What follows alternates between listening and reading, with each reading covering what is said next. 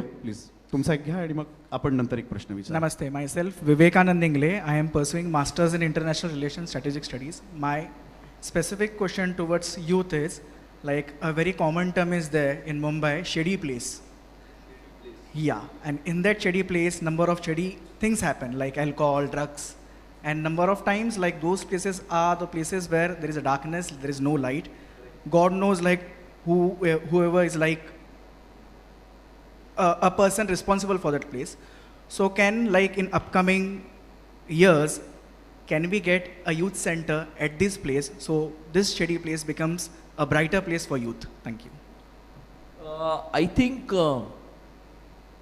shady places definitely exist in Mumbai, and rather than making youth centers, the first focus should be on Mumbai police taking action on these shady places.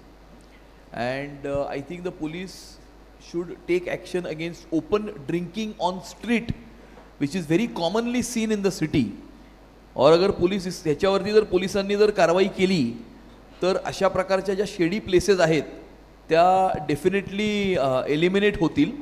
आणि युवकांबद्दल तुम्ही जे म्हटलं तर युवकांच्या दृष्टिकोनातनं काही vision कॉर्पोरेशनला कधीच आपण दिसली नाही.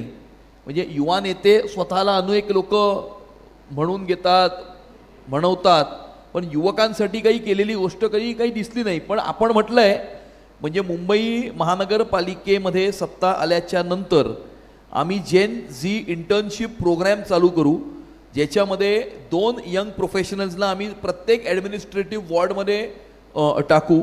24 ॲडमिनिस्ट्रेटिव्ह वॉर्ड, प्रत्येक ह्याच्यामध्ये 2 असे 48 आणि 2 हेड ऑफिसमध्ये 50 अशा युवकांना सिलेक्ट करून त्यांना शहराच्या पॉलिसी मेकिंग आणि गव्हर्नन्स प्रोसेसमध्ये इन्क्लूड करण्याचं काम भविष्यामध्ये आम्ही जरूर करू.